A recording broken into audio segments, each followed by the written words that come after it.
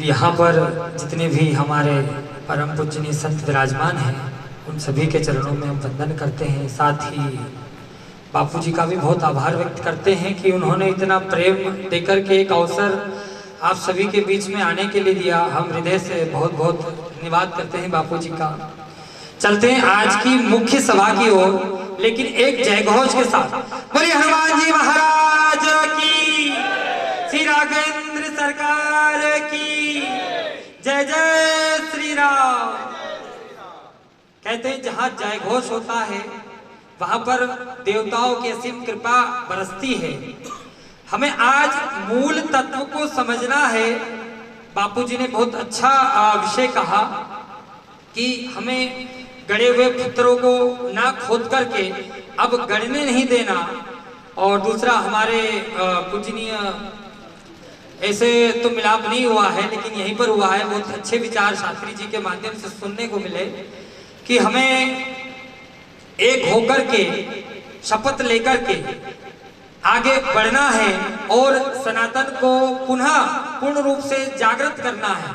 लेकिन आप में से सच बताइएगा कि कितने प्रशासनिक लोग, कितने राजनीतिक लोग बड़ी सभा मंच पर दोनों हाथ आगे रख कर के शपथ लेते हैं कि हम देश हित में कार्य करेंगे, हम कभी भ्रष्टाचार नहीं करेंगे, हम कभी रिश्वत नहीं लेंगे। और वही लोग सबसे पहले भ्रष्टाचार करते हैं, सबसे पहले रिश्वत लेते हैं। तो पहले आप बताइए कि आप उस प्रकार से हाथ आपने उठा करके आज शपथ ली है या इस प्रकार से ली है कि हम दोनों हाथ उठा करके जय घोष लगाते हैं, बोलिए राघवेंद्र सरकार की। हम अपने राम को कभी झुकने नहीं देंगे, हम अपने राम के नाम को कभी झुकने नहीं देंगे।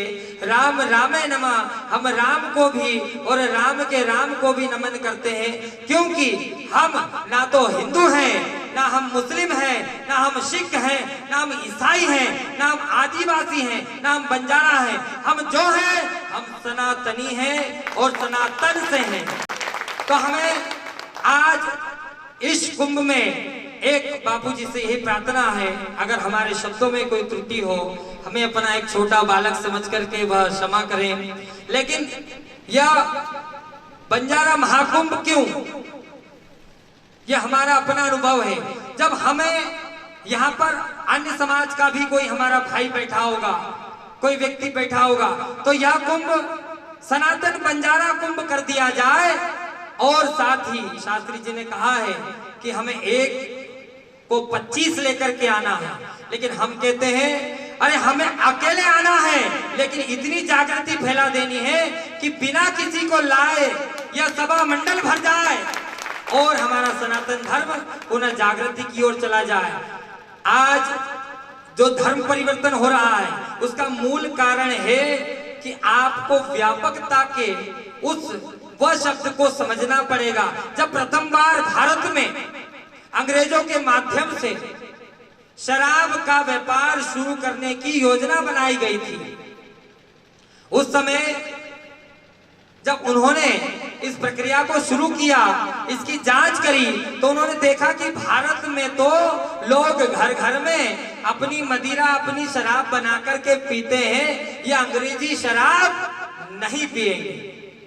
फिर उन्होंने अपनी स्मृति का प्रयोग किया, अपनी बुद्धि का प्रयोग किया और उन्होंने ऐसी योजना हमारे बीच में डाल दी कि आज हमारे घर घर में कोई न कोई अंग्रेजी शराब का सेवन कर रहा है और दिनों दिन अपनी उम्र को खत्म कर वह अपने पतन की ओर जा रहा है। उन्होंने क्या किया, सबसे पहले मुख्य क्षेत्रों को चयनित कर वहां पर मदिरा की दुकानें खोली और जिसका नाम क्या दे दिया, रसपान, मधुपान।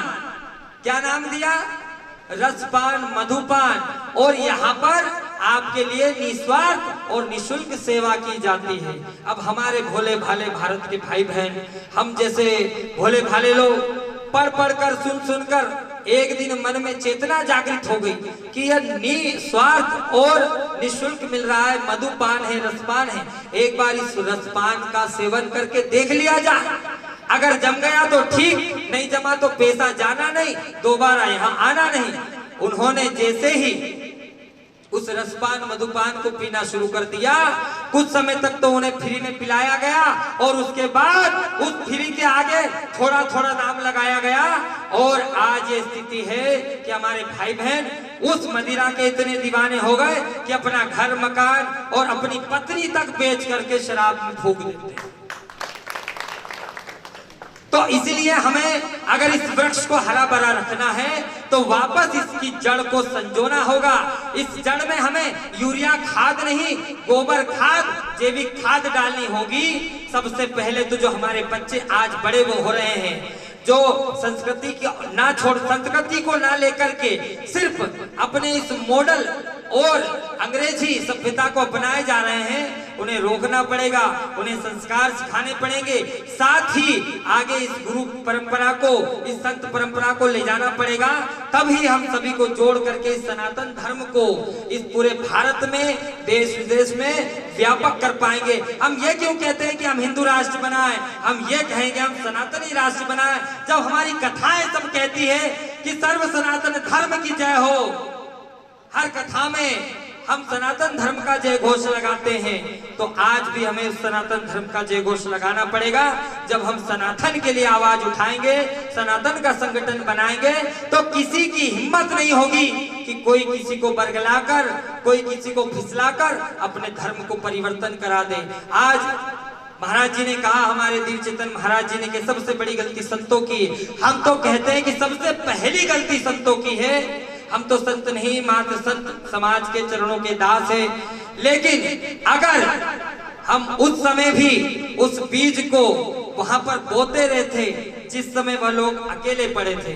बताइए, आज हम कोई सिद्धि साधना सफलता के लिए जाते हैं तो हम कौन सा क्षेत्र ढूंढते हैं? हम एकांतवासा ढूंढते हैं, हम जंगल का इलाका ढूंढते हैं। और कोई जंगल में जब साधु जाता है, अपनी तप करता है, तपस्या करता है, तो उसे सिद्धि प्राप्त होती है, उसकी साधना सफल हो जाती है। इसी प्रकार ये अन्य धर्मों के अनुयायियों ने इस जंगल मार्ग को ढूंढा, उन्होंने साधनाएं करी जंगल में जाकर के। साधना अर्थात किसी को अपने ऊपर साध लेना, और उन्होंने हमारे आदिम भाई बहनों को साध लिया और सफलता मिल गई और उन्हें वह अचूक उपाय मिल गया कि किस प्रकार धर्म परिवर्तन कराया जा सकता है। अरे आप लोग तो अभी धर्म की बात कर रहे हैं, थोड़े दिन रुक जाइए, आप लोग मत जागिए, आप लोग चेतना मत डालिए।